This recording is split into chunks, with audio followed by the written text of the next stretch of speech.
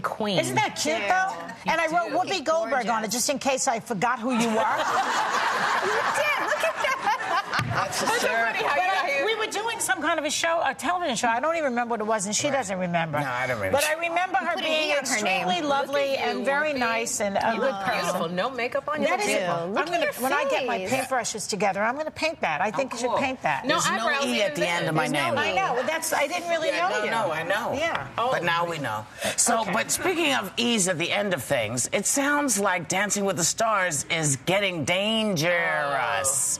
What the hell? Yeah, it's gotten really crazy. I got to give props to Lil' Kim. She was great in her Quick Step. Girl, that go was girl. last night. That's yeah, right. it was last night. But Steve O, who was the star of Jackass, he wanted to show them more of Steve O's qualities, and he did some backflips, and he fell on the pack, and he hurt himself. You see that? He hurt himself, and they had to actually judge. No, they had to judge the rehearsal. He was not able to do it live, so he hurt his back, and he couldn't perform. What dance is that? It was supposed to be the salsa. That was supposed to be the salsa? Jackass. You know, and Carrie-Ann Inaba said there's no flips in the salsa, and now people are trying to start to do these wild antics. Well, they have to keep competing and upping the ante. But they were saying you don't have to do that because now, look, people are getting hurt, so we don't even know if Steve O's going to come back. He's really nice, so Steve, we wish you well. They should take a page out of Michael Jackson's book because there was no better dancer on stage. There's just none. And he announced a 50-concert comeback tour in London, and tickets for the entire tour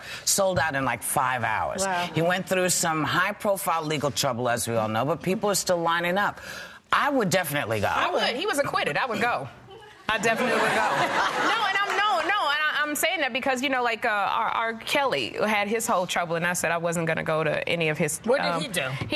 He was charged with accused of having sex with an underage girl and like doing very nasty things on a videotape. And I said I was not going to go. What about Chris Brown? He was acquitted, but the girl's family didn't testify. She didn't testify. What about Brown? So there's a cloud. Chris Brown? Yeah. What would you do? Would I go to his concert? Yeah. Probably not. I want to find out what happened. Yeah. But Michael Jackson I would go definitely... until I found out. And if it turns out that everything that they said is true, I'd probably go and say, listen, you're a bonehead.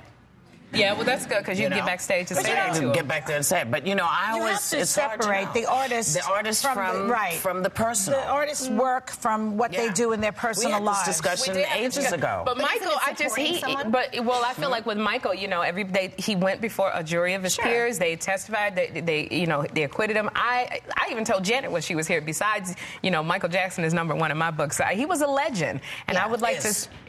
excuse me. I'm sorry, Michael. He is a legend. But, you know, it's been so much controversy surrounding him. Sometimes you forget all of the Well, you know what the deal breaker is with these If you are a free expression person, if you're a First Amendment artist who can do what they like, you cannot really condemn the artist. Because their output is what you're looking at. It has really not that much to do. No, but people make these decisions all the time. I think, look, are you choosing to not support someone because whether you believe that the judicial system and our court system got it right or not, some people feel maybe they didn't in a lot of cases, would you still then choose to support an artist that you thought maybe did do something he was accused of? Or would you support, you know, Chris Brown if you do believe whether Rihanna hit him first or not? Would you think that she came out with a messed up face? Would you go to his concert knowing that Kobe Bryant went through the same thing. Remember Kobe and people for moments didn't support him, and then I have to say, you know what?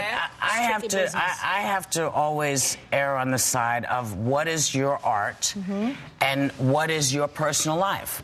And a lot of people don't like my particular personal life or my particular lifestyle, but they still come to my shows because my art is my art and what I do at home. And if I get arrested doing something at home, it doesn't negate me as an artist. If I'm a painter or whatever, Picasso, you know, did some rotten stuff. But what if your actions, your actions maybe hurt other people? Well, oftentimes our discussions hurt other people. It's a free market. It's very... people will choose to spend their money or not. Based on that fact also. Just because you are able to use free speech, there is still a responsibility. Yes, there is a responsibility, but it doesn't mean that your right is my right. Like, we have very specific things that we believe. You believe one way and I believe one way, but I'm still your friend. I still think you're the cutest thing I've seen in years. People will just hold their money. Oh, he's out of time? Okay. Yes. Go ahead. You know what? We're going to go. And when we come back, we're bringing Gary Sinise with us.